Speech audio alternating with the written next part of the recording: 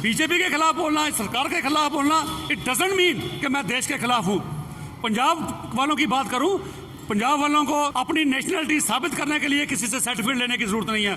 पहले भी पंजाब ने कुर्बानियां दी हैं और हमेशा आज भी अगर देश पे कोई ऐसी आफ्ता आई, कहीं किसी किस्म का चाइना से या पाकिस्तान का थ्रेट हुआ, आज भी पंजाब वाले और हम सब सिख लोग आज भी सबसे पहले कुर्बानियां देने के लिए तैयार रहेंगे। देश की अखंडता के लिए इसको नहीं होने देंगे। हर किस देश पे कोई खतरा आया तो हम सब बढ़ चढ़ कर कुर्बानियां देने के लिए तैयार रहेंगे। हमारी सरकार से ये दरख्वास्त है कि ये जो चीज़ें ऑर्डिनेंस आपने लाए हैं और किसान उसको रद्द करने की मांग करते हैं, इसको रद्द कीजिएगा। ये एक ना तो ये किसान स्पॉन्सर्ड है किसी पार्टी के, क्योंकि किसानों ने साफ कह दिया था हमारी स्टेज के ऊपर कोई भी पॉलिटिशियन आके नहीं बोल सकता, किसी की सपोर्ट हमें नहीं चाहिए। और दूसरा, बड़े अफसोस से कहता हूँ, बहुत अच्छा मीडिया भी हिंदुस्तान का है जो लोगों की बड़ी बड़ी अच्छी प्रॉब्लम्स को, डे टू डे प्रॉब्लम्स को प्रोजेक्ट करता है, लेकिन कुछ 2-4 चैनल ऐसे हैं जो मैं समझता बिल्कुल ही पेड मीडिया है, जिनको ये प्रॉब्लम है कि कंगना रनौत का छज्जा कैसे टूटा, किसने तोड़ा, बीएमसी ने क्यों तोड़ा, उसमें उद्धव ठाकरे ने क्यों तोड़ा, वो डिस्कशन करने के लिए टाइम है। 15-15 दिन उस पर लगातार डिस्कशन होती रही, लेकिन किसानों के डिस्कशन कैसे हो, किसानों के मुद्दे कैसे हो, बायस तरीके से खबर देते हैं।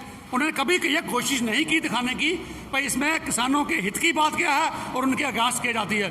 उन्होंने सिर्फ ये प्रोजेक्शन की कि इसमें किसानों का फ़ायदा ही फ़ायदा है। अगर फ़ायदा ही फ़ायदा है तो वो 2-3 लाख लोग बेवकूफ़ नहीं है जो वहाँ पर बैठे हैं, उनको तकलीफ़ है। एक चैनल में बैठ के, एसी रूम में बैठ के, जिसने अपने कभी किसानी देखी ही नहीं, उसको क्या पता किसानों की प्रॉब्लम क्या है। नमस्कार, आप जुड़ चुके हैं स्पिरिट न्यूज़ के साथ और मैं हूं वंदना मलकाइन नायर। हर टीवी चैनल, हर न्यूज़पेपर की अभी एक ही खबर, किसानों का मुद्दा। तो इस वक्त हमारे साथ बातचीत करने के लिए मौजूद हैं बलविंदर सिंह, जो सोशल एक्टिविस्ट हैं। लगातार हम आपको बता रहे हैं कि किसानों के हित में किस तरह से लोग जो हैं बाहर निकले हैं, कि आखिर किसानों के लिए इस तरह के लॉ को क्यों बनाया गया है। तो चलिए बातचीत करते हैं कि क्या कुछ कहना है बलविंदर सिंह, जो सोशल एक्टिविस्ट है, इनका क्या कुछ कहना है। सर, सबसे पहले आपका बहुत बहुत स्वागत। थैंक यू जी, थैंक यू। क्या कहेंगे, आज आपने यहाँ पर पत्रकार वार्ता रखी है, किस बारे में और क्या कुछ आप किसानों के लिए कहना चाहेंगे? देखिए, आज की जो यहाँ प्रेस कॉन्फ्रेंस हमने ये इसलिए रखी क्योंकि जो किसान वहाँ बैठे हैं वो ये ना समझें कि वो अकेले बैठे हैं। वैसे तो हिंदुस्तान के हर स्टेट से आज लोग उनको ज्वाइन कर चुके हैं और मैं उनको मुबारकबाद देने के लिए भी ये प्रेस कॉन्फ्रेंस की है, क्योंकि हिंदुस्तान के इतिहास में मैंने नहीं देखा कहीं लाखों लोग जो रेल की पटरियों पर बैठे हों, ट्रैफिक जाम किया हो, लेकिन कहीं पर कोई वायलेंस ना हो, एक पत्ता भी कहीं पर नहीं किसी ने तोड़ा। तो ये बड़ी मुबारक वाली बात है, क्योंकि इससे पहले हम गुर्जर आंदोलन देख चुके हैं जिसमें लोगों ने सैकड़ों बसें जला दी, रेलें जला दी, बहुत सरकार का नुकसान किया, लेकिन मुबारक के पात्र हैं, बधाई के पात्र हैं कि उन्होंने ऐसा कुछ नहीं होने दिया और बड़े प्लान तरीके से इस मूवमेंट को चलाया। और साथ साथ ये भी नहीं, उन्होंने बाकी रियासतों के बाकी किसान नेताओं को भी बुलाकर मीटिंगें करके इसके बारे उसमें लीगल एक्सपर्ट्स बीच में बिठा के एक सेक्शंस को अच्छी तरह स्टडी किया।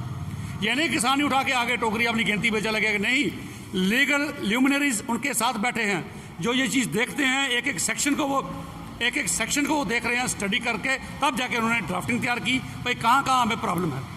तो आज उसके बाद उन्होंने वहाँ से, जब सरकार की कान पे जू नहीं रहेंगी, सरकार को कोई फ़र्क नहीं पड़ा, उसके बाद वहाँ से अपना धरना उन्होंने दिल्ली जाने का शिफ्ट किया।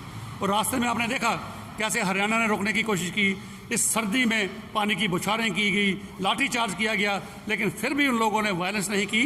वायलेंस नहीं की, सिर्फ यह तो उनका बनता था कि जो बैरिकेड लगाए थे उनको पीछे हटाना, क्योंकि 2-2 टन के बड़े बड़े बैरिकेड क्रेनों के लिए जरिए लाए गए थे, उनको सरकार उनके अपने बुलंद इरादों से उनको पीछे किया और दिल्ली जाने का रास्ता बनाया। एक सोशल एक्टिविस्ट होने के नाते आप किस तरह से किसानों का साथ देते हैं?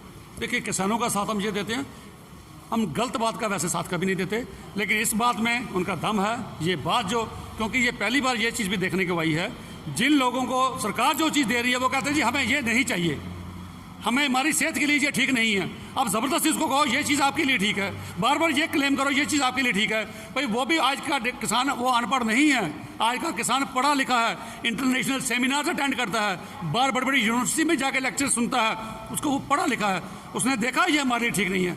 अगर वो सरकार को कहता है ये कानून हमारे लिए अच्छा नहीं, आप ज़बरदस्ती उसको क्यों देते हो? लोगों को वो मिलना चाहिए। एक तरफ आप कहते हो ये for the people, of the people, by the government होती है, ये पीपल्स पार्टिसिपेटरी डेमोक्रेसी कहाँ है? पीपल्स पार्टिसिपेटरी डेमोक्रेसी तब होती है अगर आप उनको पूछ के करते, भाई आपको क्या चाहिए, किस किस्म की प्रॉब्लम है, पुराने सिस्टम में क्या है, नया सिस्टम क्या है। आपने कुछ अपनी ऑर्गेनाइजेशंस जो बीजेपी स्पॉन्सर्ड अपनी किसान जथेबंदियां उनको पूछ के कुछ किया, आम किसानों की जो आज 35 जथेबंदियां हैं और बाकी हिंदुस्तान की भी 20-25 ऑर्गेनाइजेशन आई हैं, उनको पूछ के आपने किसान का नहीं बनाया। हमारी सरकार से ये दरख्वास्त है कि ये जो चीज़ें ऑर्डिनेंस आपने लाए हैं और किसान उसको रद्द करने की मांग करते हैं, इसको रद्द कीजिएगा।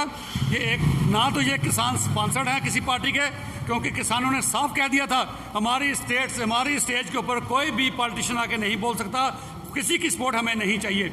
और दूसरा, बड़े अफसोस से कहता हूँ, बहुत अच्छा मीडिया भी हिंदुस्तान का है जो लोगों की बड़ी बड़ी अच्छी प्रॉब्लम्स को, डे टू डे प्रॉब्लम्स को प्रोजेक्ट करता है, लेकिन कुछ 2-4 चैनल ऐसे हैं जो मैं समझता बिल्कुल ही पेड मीडिया है, जिनको ये प्रॉब्लम है कि कंगना रनौत का छज्जा कैसे टूटा, किसने तोड़ा, बीएमसी ने क्यों तोड़ा, उसमें ठाकरे का उद्धव ठाकरे ने क्यों तोड़ा, वो डिस्कशन करने के लिए टाइम है। 15-15 दिन उस पर लगातार डिस्कशन होती रही, लेकिन किसानों के डिस्कशन कैसे हो, किसानों के मुद्दे कैसे हो, बायस तरीके से खबर देते हैं। उन्होंने कभी ये कोशिश नहीं की दिखाने की भाई इसमें किसानों के हित की बात क्या है और उनके आगाज की जाती है। उन्होंने सिर्फ ये प्रोजेक्शन की कि इसमें किसानों का फायदा ही फायदा है।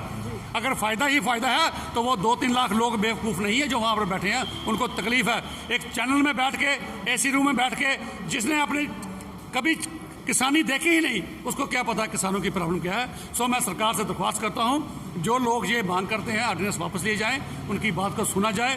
और मैं एक आपको कोट भी कर दूं कि सुषमा स्वराज जी जो अपोजिशन में जब थी 2012 में, केंद्रीय सरकार ने, उस वक्त की सरकार ने ये कोशिश की कि इस ऑर्डिनेंस, इसको जो हमारी एमएसपी है ख़त्म की जाए, हमारा जो आर्थिक सिस्टम ख़त्म किया जाए।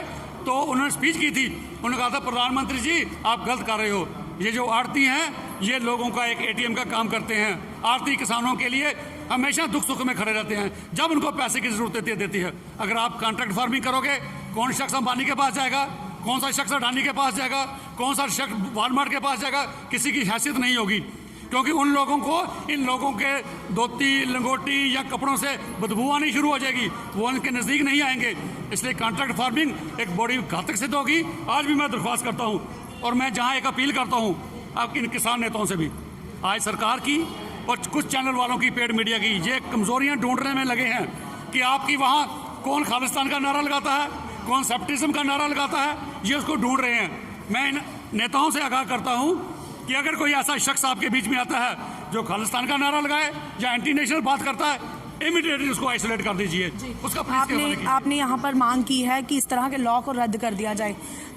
रूलिंग पार्टी भाजपा पार्टी है और सीधे तौर पर लोग भाजपा को निशाना साध रहे हैं। भाजपा की अगर बात करें तो जितने भी लॉज लाते हैं वो रोल बैक कम ही करते हैं। इस बार भी अगर वो रोल बैक नहीं करते हैं तो क्या कुछ रहेगा आपकी तरफ से? देखिए, मैं तो समझता हूँ पीसफुल तरीके से ये चीज़ हल हो जानी चाहिए। सरकार को भी इस चीज़ की गंभीरता को देखना चाहिए। अगर 2-3 लाख लोग सड़कों पर आए हैं और यहाँ तक स्पोर्ट्समैन इनकी स्पोर्ट में आए हैं और लोगों ने अवार्ड वापसी भी करने की कोशिश की गई है। और बीच में एक चीज़ कह दूँ, पहला भी दौर था, ऐसी बातें होती थी। आज एक ऐसी, इस कंटेक्स्ट में देखा जाता है, अगर मैं सरकार की नीतियों के खिलाफ बोलता हूँ, मैं बीजेपी के खिलाफ बोलता हूँ, मैं देश के खिलाफ बोलता हूँ, मुझे एंटी नेशनल कह दिया जाएगा। मैं किसी यूनिवर्सिटी में जाके बोलता हूँ, मुझे टुकड़े टुकड़े गैंग कर दिया जाएगा। मैं सिटी में बैठ के बोलता हूँ, मुझे अर्बन नक्सलाइट कह दिया जाएगा। ये कहाँ की जस्टिफिकेशन है? बीजेपी के खिलाफ बोलना, सरकार के खिलाफ बोलना, इट डजंट मीन कि मैं देश के खिलाफ हूँ। पंजाब वालों की बात करूँ, पंजाब वालों को और सिखों को खास करके अपनी नेशनलिटी साबित करने के लिए किसी से सर्टिफिकेट लेने की जरूरत नहीं है। पहले भी पंजाब ने कुर्बानियां दी हैं और हमेशा आज भी अगर देश पे कोई ऐसी आफ्ता आई, कहीं किसी किस्म का चाइना से या पाकिस्तान का थ्रेट हुआ, आज भी पंजाब वाले और हम सब सिख लोग आज भी सबसे पहले कुर्बानियां देने के लिए तैयार रहेंगे। देश की अखंडता के लिए इसको नहीं होने देंगे। हर किस देश पे कोई खतरा आया तो हम सब बढ़ चढ़ कर कुर्बानियां देने के लिए तैयार रहेंगे। जी, बहुत बहुत धन्यवाद। तो मैं आपको बता दूं कि इस वक्त हमारे साथ बातचीत करने के लिए मौजूद थे बलविंदर सिंह, जो सोशल एक्टिविस्ट हैं। इन्होंने भी वही मांग की है जो लगातार आप हमारे चैनल पर देख रहे हैं कि किस तरह से प्रदर्शन किए जा रहे हैं, किस तरह से पत्रकार वार्ताएं की जा रही हैं कि किसानों के साथ न्याय हो, ना कि अन्याय। क्योंकि किसान नहीं चाहते हैं किस तरह का लॉ जो है उन पर लागू किया जाए। उनका कहना है कि हमें इससे फ़ायदा नहीं बल्कि नुकसान होगा। तो आप ऐसे ही अपडेट के लिए जुड़े रहें स्प्रिट न्यूज़ के साथ। तब तक के लिए मुझे वंदना मलकाई नायर को दीजिए इजाज़त। नमस्कार।